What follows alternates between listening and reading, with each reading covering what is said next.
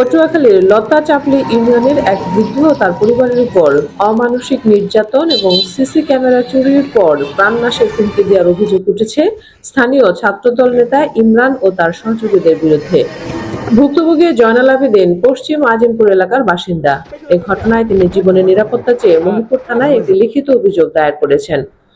অভিযোগ সূত্রে জানা যায়, জমি জমা সংক্রান্ত বিরোধের জেরে প্রায় ১.৫ মাস আগে জয়নাল আবেদিনের উপর বর্বর হামলা চালায় প্রতিবেশী আমির হোসেন ও তার ছেলে ছাত্রদল নেতা ইমরান।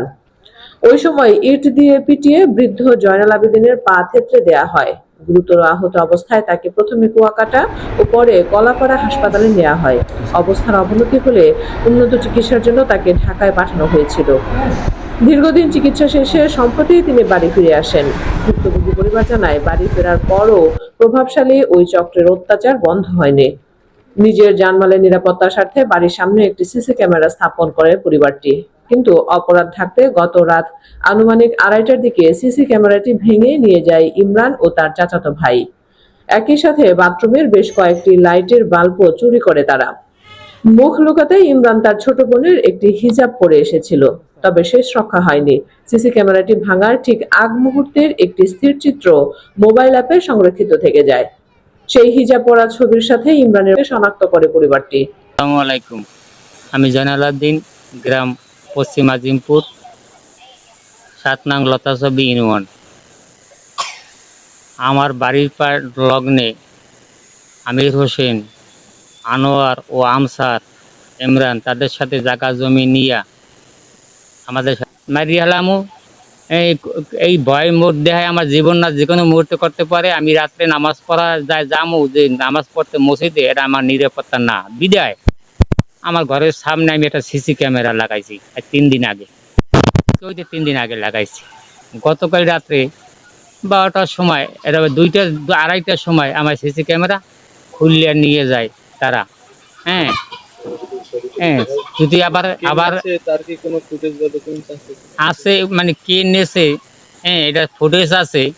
হ্যাঁ এই ফুটেজ যদি কাউকে দেখায় তাহলে আমাকে মারিয়া লাইবে, আমার বড় ছেলের ঠ্যাং দোঁড়া ভাঙ্গিয়া লাইবে, আমার ছোট ছেলের ঠ্যাং ভাঙ্গিয়া লাইবে। আমারও কইতে আছে, সকালে তুই শালার পর শালা, তুই রাস্তায় ওঠ, চাপাড়ির দিয়ে তোরে কোপাইয়া তোরে আমি টুকরো টুকরো করে হালাম, দরকার এদাসে থাকবো না।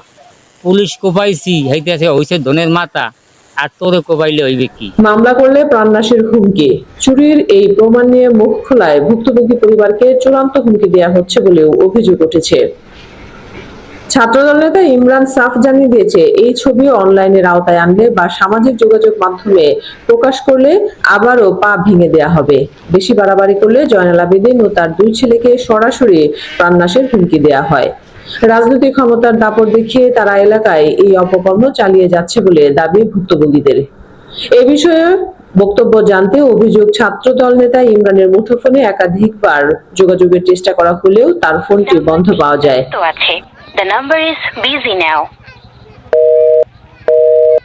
লতা চাপলি ইউনিয়ন ছাত্রদলের সভাপতি রাসেল শিকদার জানান, অপরাধ করলে অপরাধের তো বিচার হবে, সে দলের হোক আর অন্য দলের হোক, যে দলেরই হোক না। জি ভাইয়া এই ব্যাপারে কোনো ই নেই, ছাড় নাই, এবং অপরাধীকে প্রশ্রয় দেওয়ার কোনো প্রশ্নই আসে না। জি ভাইয়া, এটা যে মানে সামাজিকতা ভাবে সমাজে যে চলে বা দায়িত্বের জায়গা থেকে যে কেউই থাকুক না কেন, তার নৈতিকতার কাছে আমি যেটা মনে করি, আমার নৈতিকতার কাছ থেকে আমি মনে করি অন্যায়ের কোনো প্রশ্রয় হবে না।